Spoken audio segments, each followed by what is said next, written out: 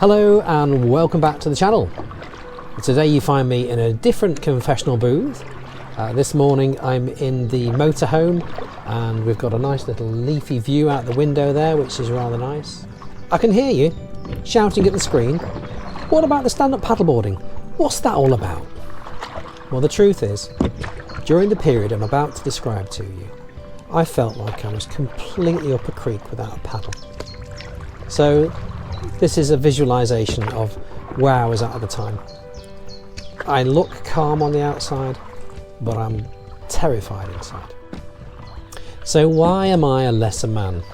Well, I've been poorly with an undiagnosed illness for 2 years. My apologies if you didn't know. When something happens to you which you've got no control over, you, or at least I, respond in odd ways. For me, I needed to control information, or at least the lack of it. Everyone has a well-meaning suggestion, and it's just exhausting to respond to them. So I told very few people I was poorly, and I hope you're not offended. I was hospitalised in October 2019, and again the following January. The opinion was it might be pheochromocytoma, which is cancer on or near the adrenal gland. It's notoriously difficult to diagnose, and the standard test was renowned for producing false negative results. Basically, no one believed it when I came back clear.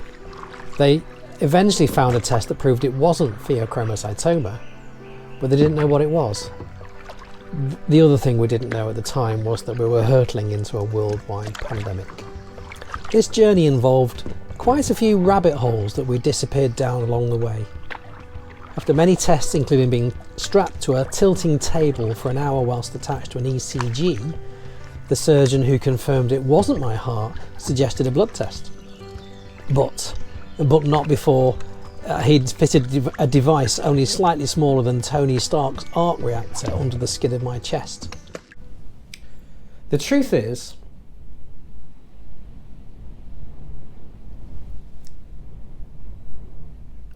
I am Iron Man.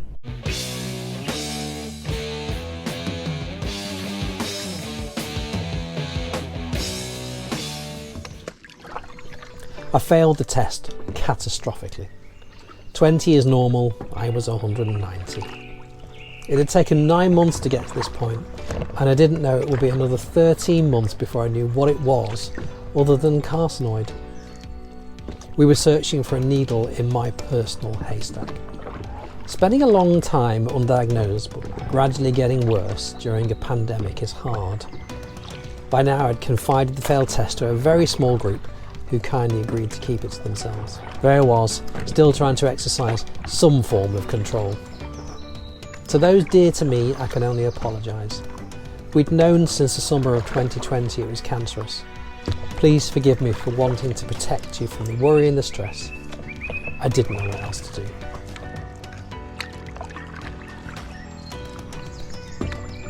That small group included some colleagues. They did everything they could to enable me to continue doing the job that I love. They showed so much kindness, and it must have been a nightmare not knowing if I'd turn up for the next conference call. Throughout that time, my work helped to keep me busy, distracted, rooted, and sane. Well, relatively.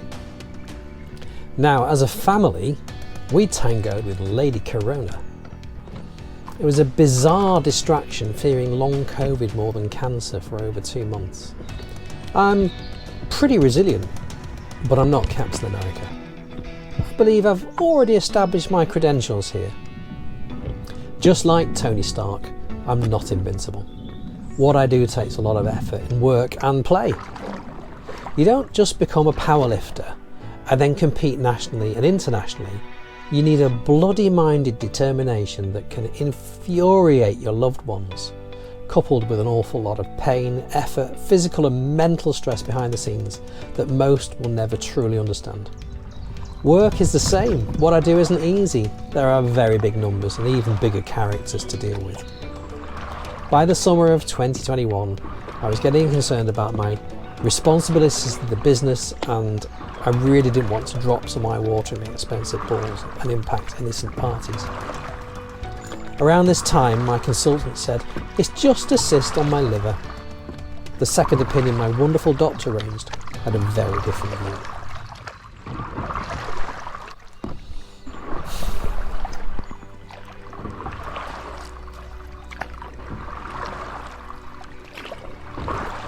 I wish it had been pheochromocytoma all along, but no, instead I was told I had potentially 2 tumours on the pancreas. It's the one thing you really don't want to hear. Everyone knows someone who knew someone who had this and had to put their affairs in order. At least now we knew which bit of my haystack to look in. It was late July 2021. I've been on this roller coaster for 20 months. My symptoms were getting worse. My boss, my doctor and I agreed I really needed a break. They graciously let me go off sick with the instruction to not worry about work, it'll be waiting for me when I get better. Just get better. That pancreatic kick in the teeth was followed by some reassurance. I was learning new big words every day, such as neuroendocrine tumours. Have a Google. The key question is how many and where exactly. During August 2021, we let a few more people in on my diagnosis. Mainly because we finally had one, but we didn't know what it really meant. It transpired what I needed was an ultrasound endoscopy. Allegedly, I was sedated, but conscious.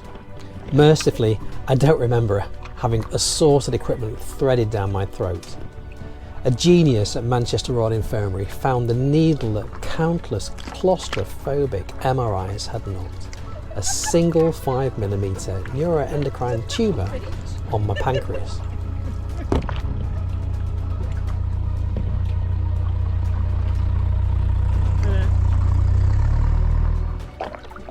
Fast forward to September, more tests to double check.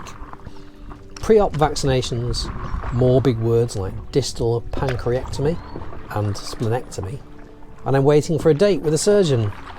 This, I can assure you, is not a romantic arrangement. I used private medical insurance. Please don't judge me. I love the NHS. I just couldn't carry on or wait any longer. I'd lost 11 pounds before the operation, after my surgeon showed me a recording of a similar op he'd undertaken. It seemed to me that a big chunk of the 3.5 hours were spent trying to get past visceral fat just to access the organs. I was quite pleased with my weight loss. It transpired I'm still a little bit fat on the inside. My surgeon removed 5 centimetres, or roughly half of my pancreas, on the 1st of October 2021. He also had to remove my spleen, which was always a risk. Shared blood vessels and proximity left him no choice. It's not quite like losing an appendix. I've actually lost some immunity with it, but modern medicine will have to pick up the slack. My appendix actually went in 2018. I am now very much a lesser man. I think that's enough for this episode. Next time I do one of these, we'll talk about my time in intensive care and what followed on afterwards, and some of the frankly fantastic drugs I was taking at the time and some of the interesting side effects they had on me. More of that next time. If you like what I'm doing, please subscribe to the channel, give us a like, and also please do comment. Tell me what you're thinking, tell me what you like, tell me what you don't like. If you're feeling really brave, why don't you join me by making a confession in the comments? Perhaps you've got a similar story. Go on, fess up. Your secret's safe with me and I won't judge you. Thanks for sticking with me. If you've made it this far, you're a wonderful person. I hope you join me next time for another episode of The Confessions of Her.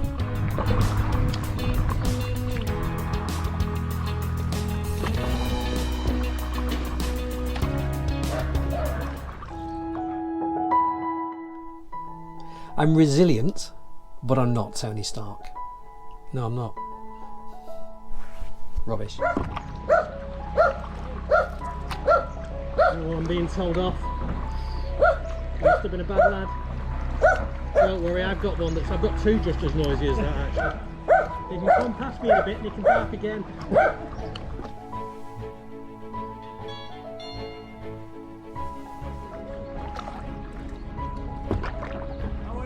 Alright, happy birthday. Yeah. They're your balloons. It's actually my wife, she's in that one. Where the support group. Do you mean there's another one? Yeah. Oh no. Cake? Right, I'll pull over. Happy birthday to you. You got cake? They said you've got cake. Oh, hang on, I'll turn around.